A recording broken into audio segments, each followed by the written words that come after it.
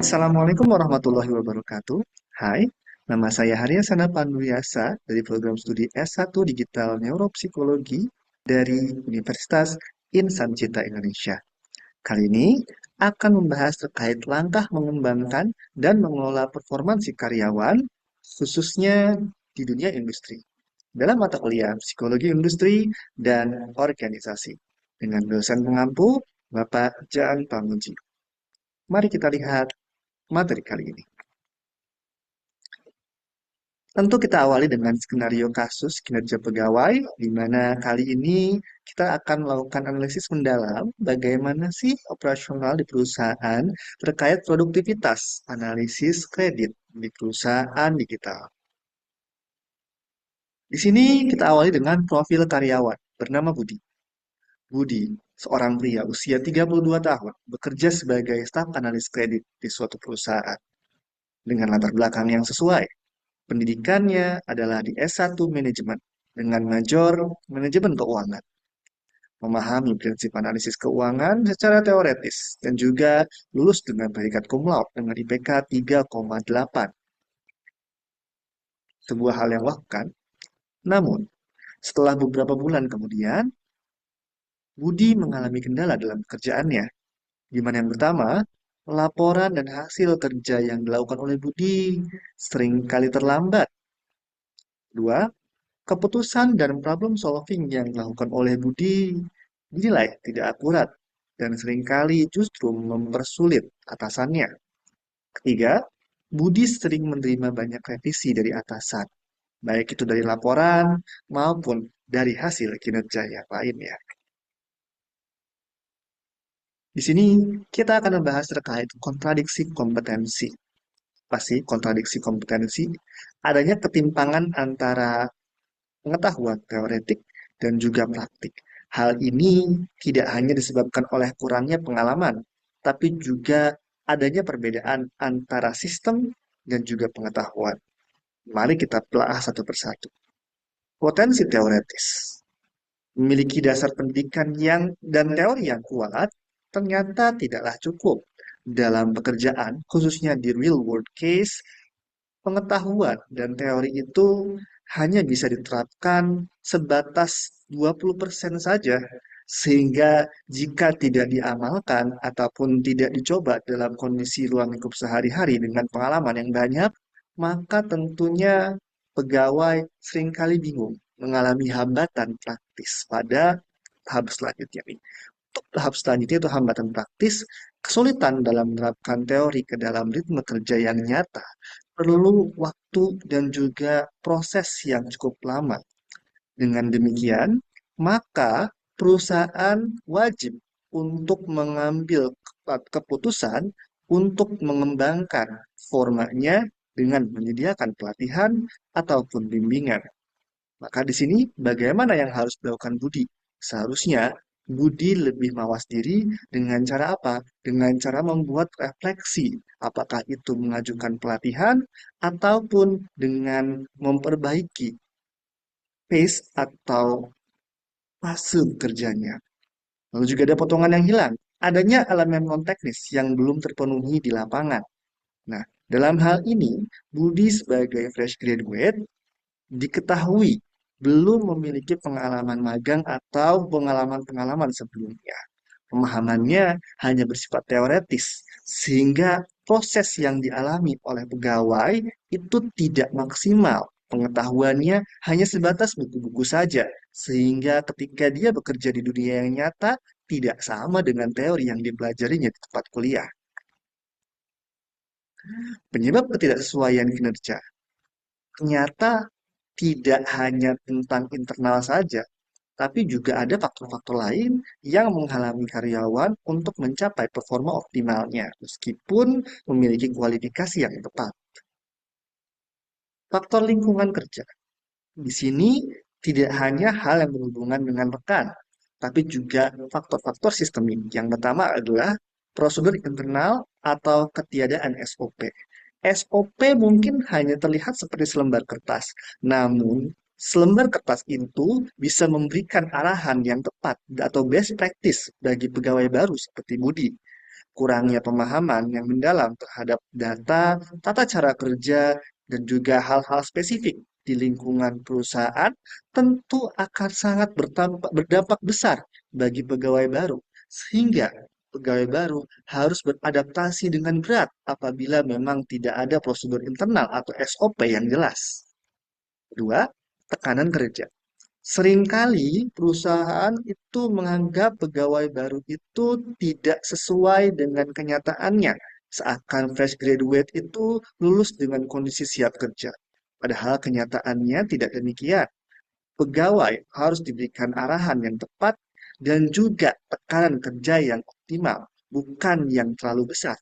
Seringkali perusahaan yang nakal memberikan tekanan kerja yang berlebih, bahkan di luar dari job desk-nya. Dan diketahui bahwa Budi selama ini mendapatkan beban kerja yang tinggi tanpa adanya sistem pendampingan ataupun senior yang memadai. Ketiga adalah sistem umpan balik dan adanya miskomunikasi. Kurangnya komunikasi yang jelas dan instruksi spesifik dari pihak atasan kepada junior ataupun kepada yang baru akan sangat berdampak kepada performance. Jika komunikasinya buruk atau terdapat banyak miskomunikasi, tentunya ini akan merugikan kedua belah pihak, baik atasan maupun junior. Kesenjangan soft skill. Seringkali soft skill ini menjadi hal yang terlihat begitu mudah, namun ternyata kompetensi teknis seringkali tidak seimbang dengan keterampilan pengambilan keputusannya, sehingga dibutuhkan proses pengembangan soft skill ini, baik itu dari sisi public speaking, bagaimana berkomunikasi, komunikasi aktif ataupun maupun yang non-aktif, dan juga proses bagaimana approaching. Pengambilan keputusan juga menjadi salah satu hal yang penting bagi seorang pegawai. Lalu kedua, masalah kinerja tidak selalu berasal dari individu, tetapi juga bisa dari lingkungan kerja, bahkan sistemik. Dan juga diperlukan sinkronisasi antara teori pendidikan dan realita operasional di lapangan kerja. Hal ini sering terjadi menjadi suatu permasalahan yang cukup pelik, khususnya di lingkungan kerja nyata. Teori yang ada di lingkungan perkuliahan ternyata tidak semuanya diterapkan, hanya 20% saja yang ternyata digunakan di lingkungan kerja. Maka dari itu, perlu adanya proses atau onboarding dan juga pemagangan yang tepat apabila memang sebelum bekerja di tempat yang langsung bagus atau mungkin yang besar. Nah, maka langkah apa yang harus dilakukan manajer untuk meningkatkan kinerja? Ini adalah poin inti dari pembahasan kali ini. Rencana aksi strategis bagi pemimpin, ya, bagi pimpinan atau bagi pemimpin untuk mengoptimalkan potensi SDM yang belum termanfaatkan, khususnya bagi pegawai baru seperti Budi. Siklus intervensi kinerja dan pasca evaluasi awal terdiri dari berbagai tahap. Tentunya proses yang pertama adalah approaching dan klarifikasi. Setiap proses evaluasi kinerja atau performance evaluation perlu adanya approaching yang baik dari pihak SDM dan perlu adanya klarifikasi dan penjelasan terkait kenapa hasil dari performance evaluation seperti itu. Pertama adalah melakukan evaluasi secara objektif dan menjelaskan standar kerja yang diharapkan kepada pegawai, baik itu pegawai lama maupun pegawai baru. Proses ini memerlukan beberapa waktu, setidaknya 2 hari, untuk memberikan bagaimana penjelasan terkait pekerjanya atau bagaimana hasil kinerjanya. Dari beberapa perusahaan, tentunya biasanya mereka memberikan suatu informasi dari website ataupun dalam bentuk KPI yang di dalamnya mengkomunikasikan dari hasil pencapaian yang telah diraih mereka. Lalu adanya coaching and communication atau komunikasi, di mana di sini adanya diskusi dua arah untuk memahami kendala yang dialami, baik itu kendala individu dari pegawai maupun kendala sistemik yang ada di perusahaan.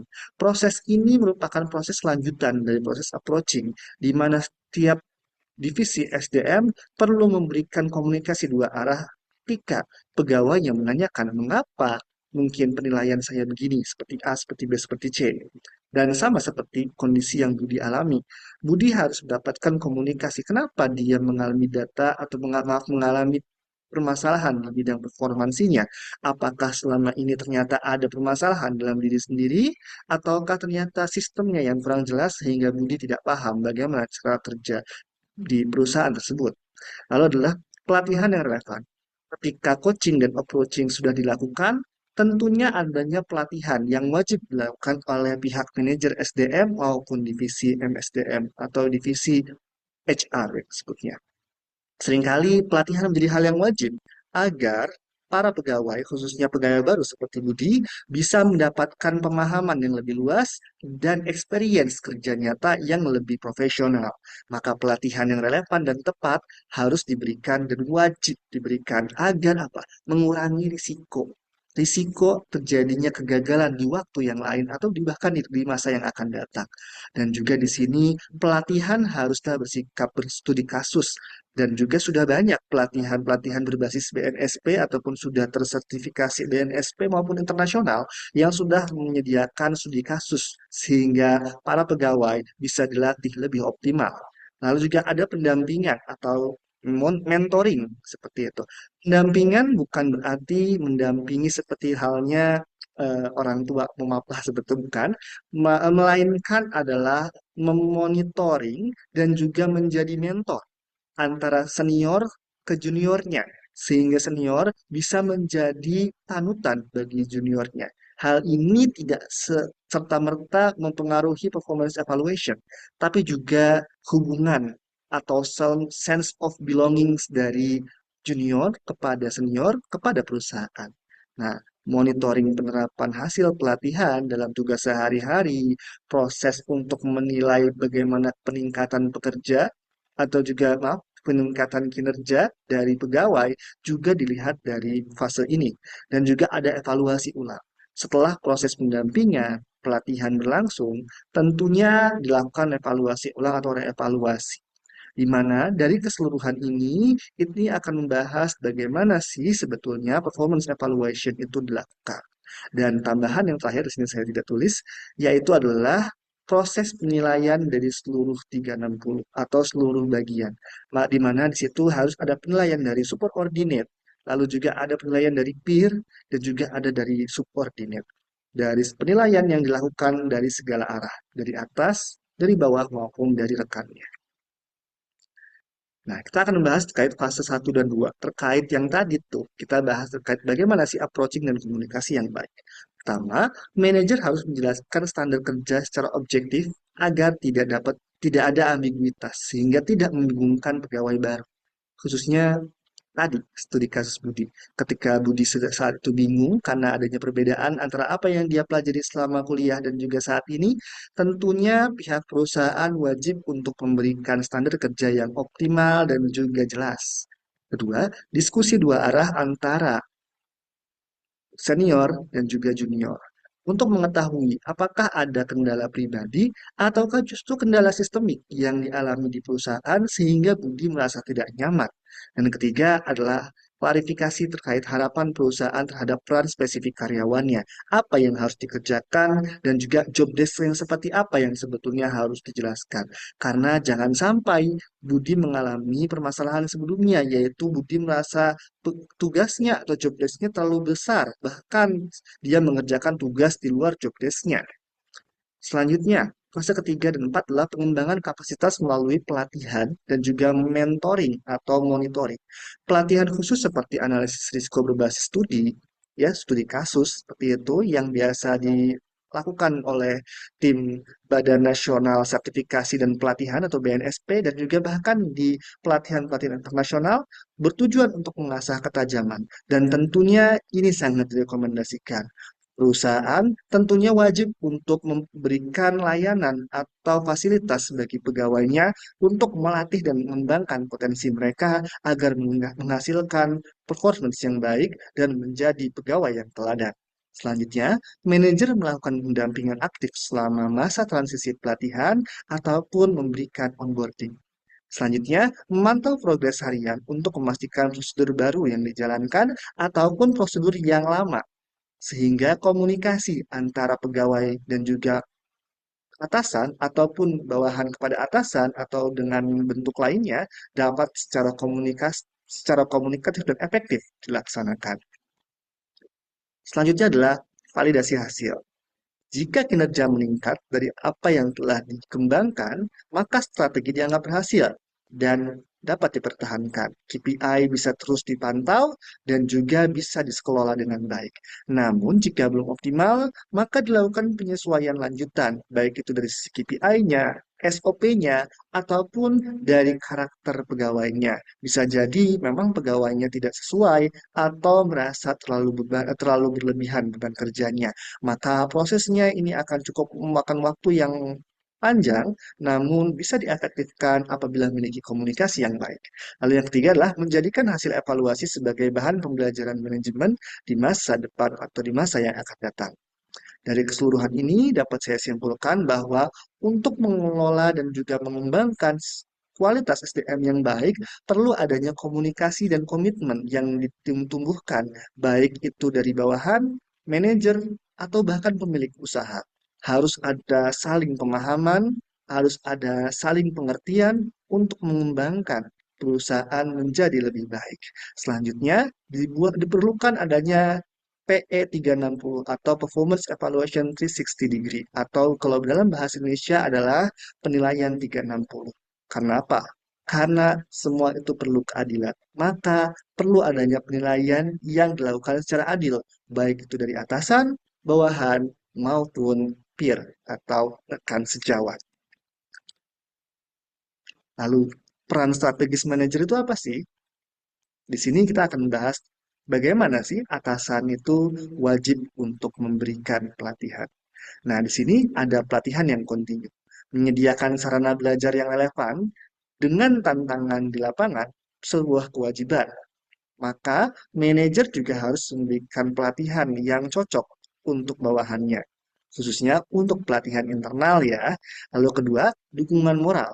Membangun lingkungan kerja yang suportif untuk mengurangi tekanan berlebih juga menjadi kewajiban manajer. Membuat lingkungan yang tidak toksik adalah kewajiban. Maka manajer wajib untuk memberikan motivasi yang positif dan juga menjadi panutan bagi bawahannya. Lalu ketiga adalah kontribusi yang optimal. Manajer adalah contoh bagi bawahannya. Maka tujuan akhir agar karyawan dapat berkembang bagi kemajuan organisasi adalah kontribusi secara optimal sehingga bisa menjadi panutan dan juga menjadi best practice yang bisa dicontoh secara hidup. Dan juga untuk arahan yang jelas, komunikasi antar atasan dan bawahan sebagai manajer, tentunya instruksi dan standar kerja haruslah jelas dan tidak boleh membingungkan. Sehingga proses semua ini dapat teman-teman dan Bapak Ibu sekalian kelola dengan baik sehingga dapat disampaikan kepada para pegawai seperti Budi seperti itu lebih dapat diterima secara efektif dan efisien. Mengoptimalkan bisnis dan mengoptimalkan SDM merupakan tantangan yang berat. Namun, ketika kita dapat saling memahami, tentunya akan berkembang dengan tepat dan sempurna. Kinerja bukan sekedar angka, melainkan hasil sinergi antara kompetensi dan dukungan yang tepat. Mari ciptakan lingkungan kerja yang inklusif bagi pertumbuhan setiap individu di industri. Sekian, Assalamualaikum warahmatullahi wabarakatuh.